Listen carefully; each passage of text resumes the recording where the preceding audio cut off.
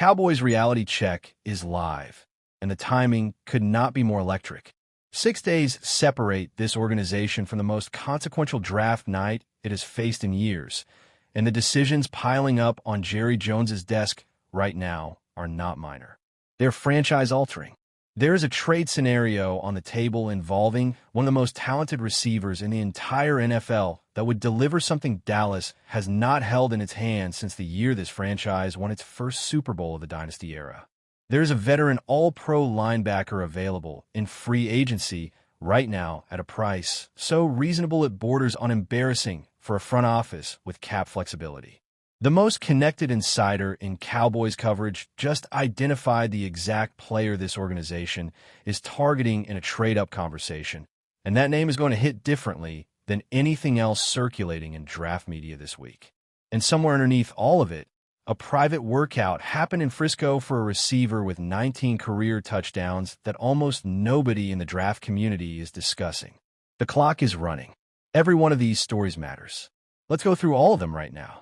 Start with the scenario that ignited the football internet this week, because it demands a serious analytical treatment rather than a headline glance.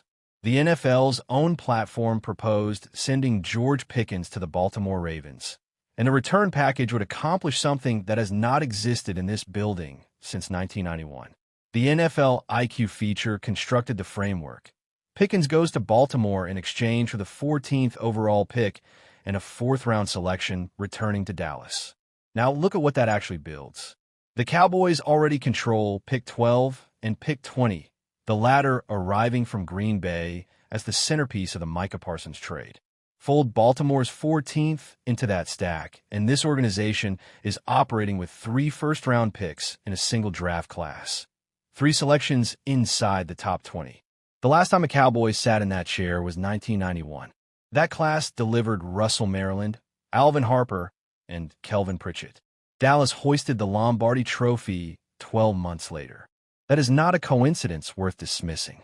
That is a blueprint, and the fact that the structural parallel exists at all in 2026 is a conversation this fan base owes itself the honesty to have completely. Here is where the reality lands, though, because reality is what this channel is built on. Stephen Jones faced reporters this week and stated flatly that the Cowboys have not received a single trade inquiry for Pickens. Not one exploratory call. Not one front office fishing for terms. 0. And when you process the full market context around Pickens at this exact moment, that number begins to make an uncomfortable kind of sense. The reputation surrounding him is documented and real. He accumulated 6 separate fines during the 2025 season alone: taunting, excessive celebration, face mask infractions, and a sequence where he removed his helmet on a live field of play. Asking another front office to absorb that profile, even with elite production sitting behind it, is not a phone call that writes itself easily. Layer the contract math on top of it, and the picture gets more complicated. SpotTrack projects the extension Pickens is seeking at 4 years and $122.4 million, producing an average annual value of $30.6 million. His current franchise tag sits at $27.3 million. That means locking him up long-term does not reduce the financial obligation. It increases it in year 1 of the deal. That negotiation has friction built into its foundation before either side says a word. And a player who, according to reporting this week, will not discount his market value under any circumstances is not a negotiating partner who makes that friction disappear. But the production forces this conversation to remain open, and anyone who argues otherwise is not being straight with the numbers. What Pickens delivered in 2025 was not a good season wrapped in statistical noise. It was a statement. 93 catches, 1,429 yards, 9 touchdowns, first career Pro Bowl selection, second team All-Pro. He averaged 15.4 yards every time his hands touched the ball over a full season of NFL play. That number does not accumulate by being a possession receiver who wins underneath and fights for yards after contact. That is a deep threat, contested catch operator who consistently wins at the top of his routes against quality coverage, and the 25-year-old who produced that line this past season has not yet reached the apex of what his career is going to look like. He made that clear himself this week. He posted a vacation video carrying a message that required no translation. Year 5 is going to be another movie. That is not a player engineering an exit. That is a player who knows exactly what his value is, intends to get paid accordingly, and plans to deliver performance that justifies every dollar once the contract is signed. So here's the precise question that matters analytically. Trading Pickens right now at the single highest point his market value has ever reached, at 25 years old with an All-Pro season as his most recent resume entry, in exchange for 3 first-round picks inside the top 20 of the same draft class, is the type of organizational move that resets the foundation of a roster in ways that no free agency cycle and no single draft can accomplish independently. 3 premium selections gives this front office the leverage to address the defensive infrastructure at a level the current roster cannot reach through normal roster-building channels, while simultaneously creating financial room to develop the offensive depth around CD Lamb that his $34 million annual contract requires in order to make economic sense. The Cowboys are saying publicly that the conversation is not happening. Whether that statement reflects genuine organizational policy or the most predictable pre-draft positioning smokescreen in modern NFL history is the question Cowboys Nation cannot afford to answer lazily. Because if it is positioning, the move that follows is one of the most significant roster reconstructions of the Jerry Jones era. And if it is truth, this organization needs a concrete plan for signing Pickens to an extension that does not detonate the cap structure already carrying one of the most expensive receiver contracts in football on one side of the ledger. The decision has consequences in both directions. The logic exists in both directions. But only one path produces 3 top 20 picks in the same room on draft night. And this franchise has not stood in that position since the season before it won its first championship. That is not sentiment. That is organizational capital of a kind that almost never presents itself twice in the same generation, and the front office sitting across from it right now needs to treat it with the seriousness it deserves. Shift the focus to the linebacker position, because this is where theoretical urgency becomes operational reality, and the window to act intelligently before draft night is narrowing with every day that passes. The Cowboys enter Pittsburgh without a proven, reliable answer at the second level of their defense. And that is a structural weakness that does not correct itself by selecting well in the second or third round. Matt Milano is sitting in free agency right now, unattached, available, and carrying credentials that make the case for signing him one of the most analytically defensible moves Dallas could make before the draft opens. Milano spent 9 seasons in Buffalo, building a reputation as one of the most cognitively advanced coverage linebackers the NFL has produced in this era of football. He earned first-team All-Pro recognition in 2022. That season he recorded 99 tackles, 3 interceptions, and 11 passes defended. In 2 playoff games alone, he produced 20 combined tackles and 3 sacks. He is the kind of player that opposing offensive coordinators do not scheme around. They scheme their entire game plan to account for him, which is the highest compliment a linebacker can receive in the modern NFL. The technical profile of what Milano actually does at the second level separates him from every other veteran option currently available at this position. He reads quarterback eyes before the snap and translates that information into positional adjustments that place him ahead of route combinations before they develop. He eliminates running backs in coverage, which ranks among the most technically demanding and most underappreciated assignments a linebacker can be given in a league that increasingly deploys pass-catching backs as primary weapons in the passing game. He identifies screen plays in their formation stage, before blockers have fully committed, before the ball has left the quarterback's hand, and positions himself underneath the play rather than reacting to it after the threat has already materialized. That last element matters specifically for what coordinator Brian Schottenheimer is trying to build defensively in Dallas. This scheme runs on disguise. It relies on linebackers who can process multiple coverage responsibilities without tipping the pre-snap picture that an experienced quarterback is trying to read at the line of scrimmage. A linebacker who contributes to that confusion rather than exposing it is not optional in this system. He is foundational to it functioning the way it is designed to function. Place Milano alongside Quinnen Williams and Rashawn Gary in the front seven, and the entire defensive arithmetic of this unit transforms in ways that individual statistics do not capture cleanly. When Williams and Gary are collapsing the pocket and occupying the blocking attention of every lineman in the opponent's front five, a linebacker who operates without gap-plugging responsibility, free to range the full width of the field and erase whatever survives the interior disruption, is the player who converts a defense with talented individuals into a defense that actually wins games when the fourth quarter arrives. DeMarvion Overshown has the physical traits, and this coaching staff has made real investments in his development. But physical traits without proven production is not a solution to a positional need that exists right now, in September, against real NFL offenses. Milano has the production. He has the all-pro pedigree. He has 9 seasons of proof that he can execute at exactly the level this defense is demanding. The Bills are restructuring their roster in a younger direction this offseason. Milano reached unrestricted free agency for the first time in his career. The market for his services at this late stage of the offseason has settled at a number that fits comfortably within Dallas's available cap space, approximately $16 million. Without creating structural stress on the financial flexibility the front office needs to retain elsewhere. This is not a roster gamble wrapped in veteran discount language. This is a calculated, precise addition that solves the most operationally urgent positional need on this entire team before a single pick is made, which is the correct sequence for building a competitive roster. The Cowboys missed on Quay Walker, who signed in Las Vegas. They missed on Nakobe Dean, also headed to Vegas.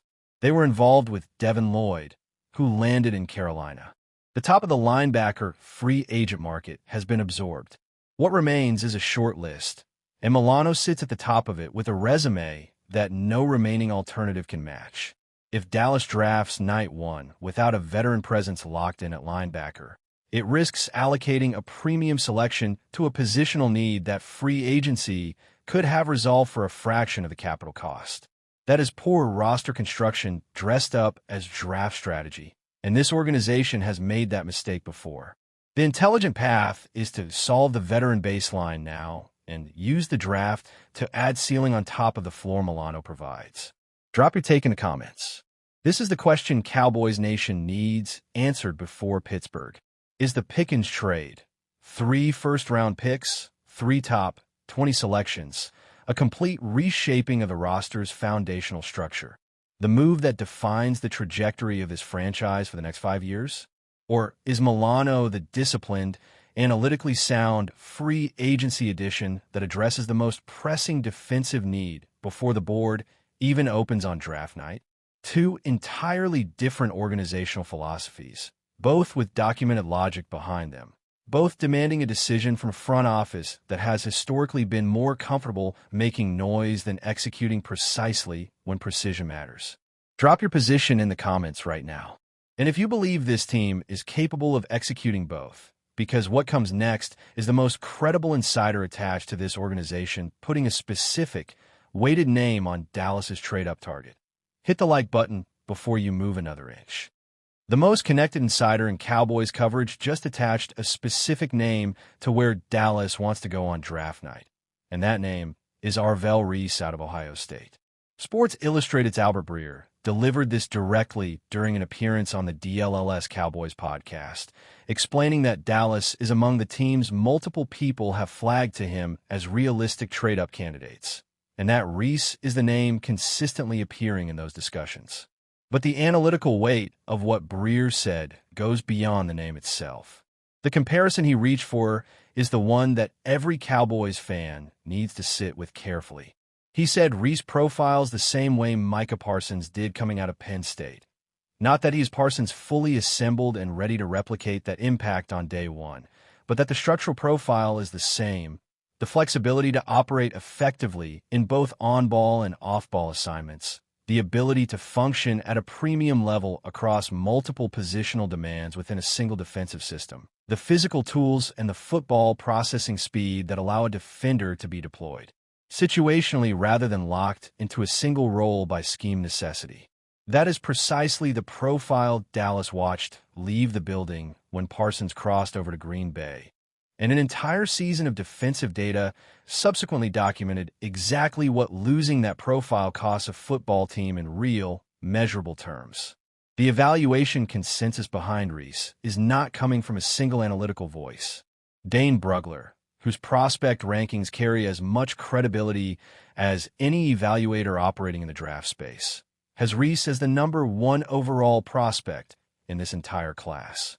His written assessment describes Reese as possessing the dynamic talent to function at a high level across multiple linebacker and edge alignments, and specifically identifies his ceiling as a pass rusher as the single most valuable asset in his profile, while noting that finding versatile defenders with his combination of explosive tools is genuinely rare across any draft class.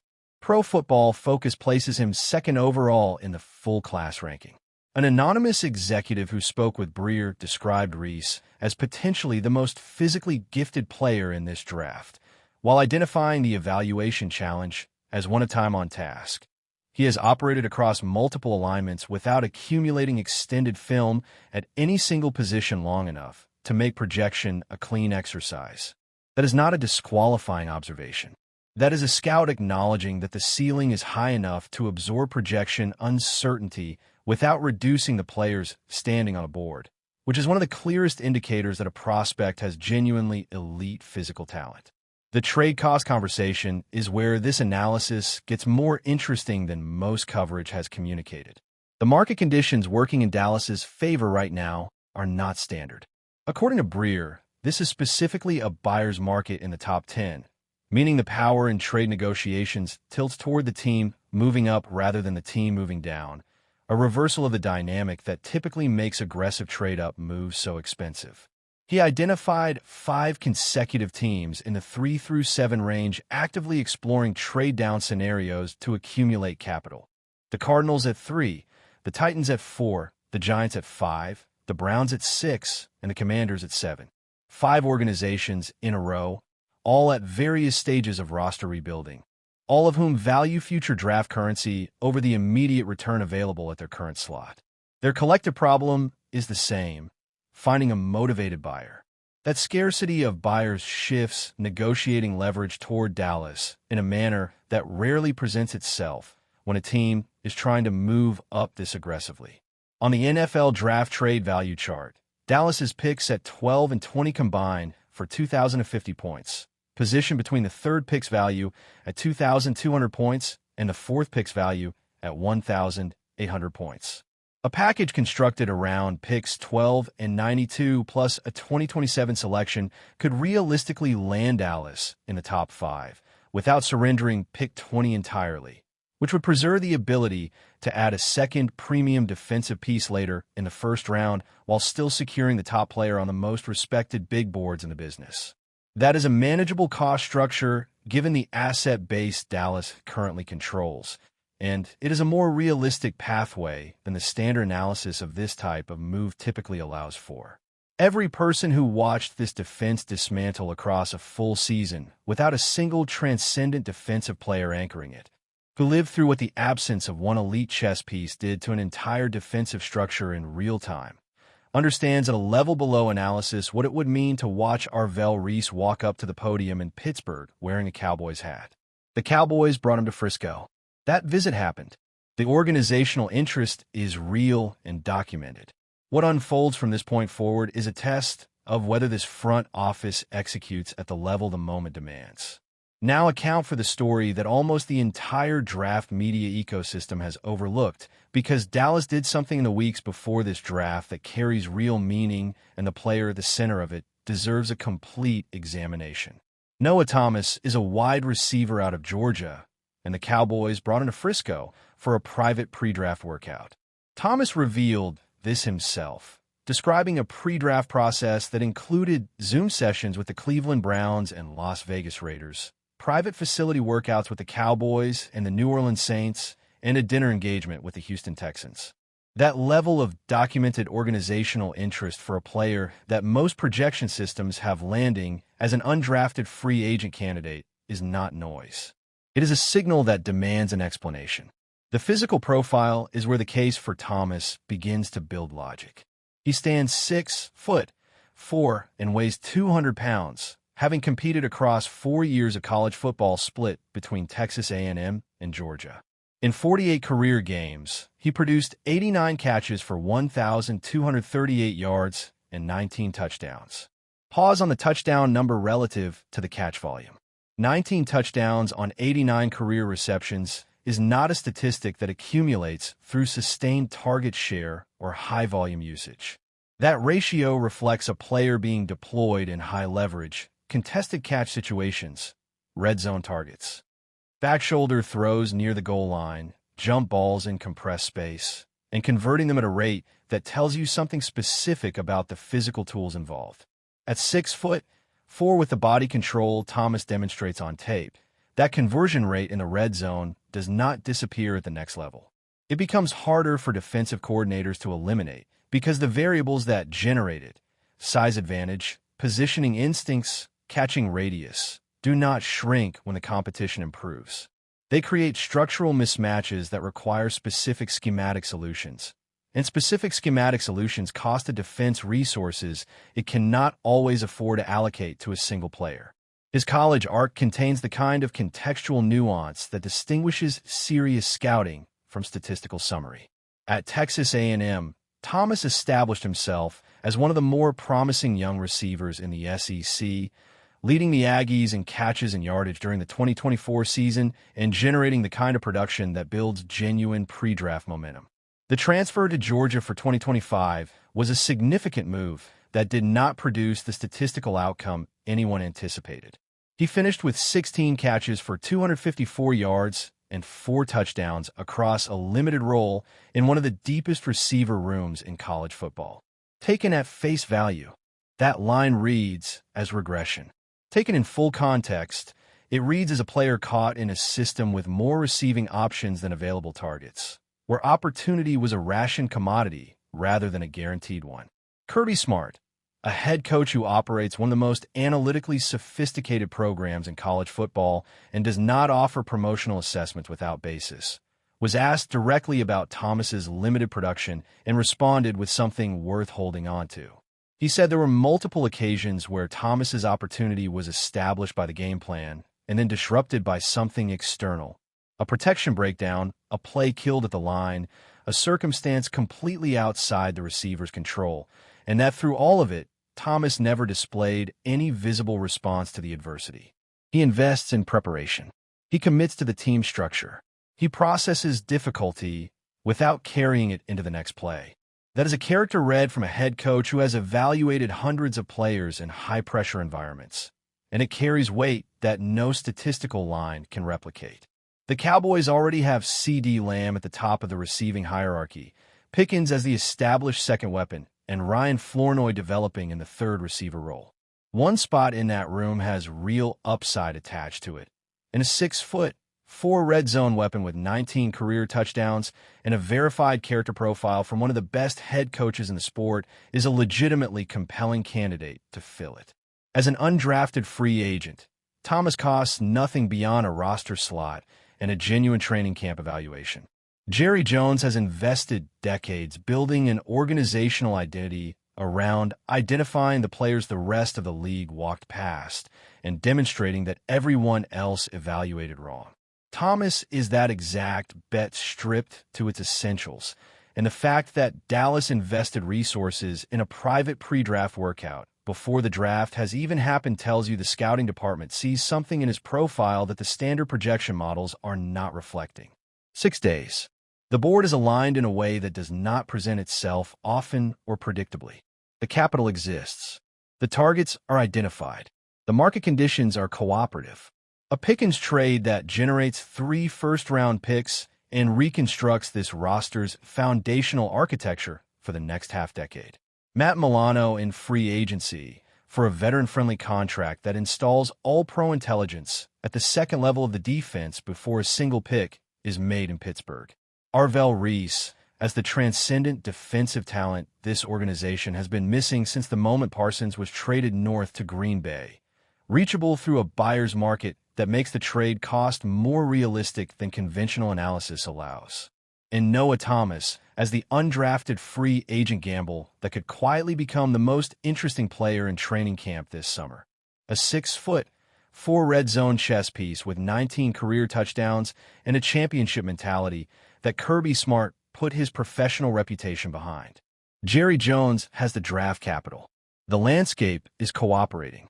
The positional needs are mapped with precision. Every single piece of this puzzle is sitting on the table in front of the organization right now. And what happens over the next 6 days will either confirm that this front office has genuinely evolved past the execution failures that define too many recent seasons, or it will validate every critic who has spent years arguing that ambition in Dallas has never been properly matched by the discipline to act on it when the moment demands it most. Cowboys Nation does not accept the second outcome. Drop your take in the comments right now. This space belongs to every single person who has ever screamed, "How about them Cowboys?" and refused to walk away, no matter what the moment required. Tomorrow, we keep going.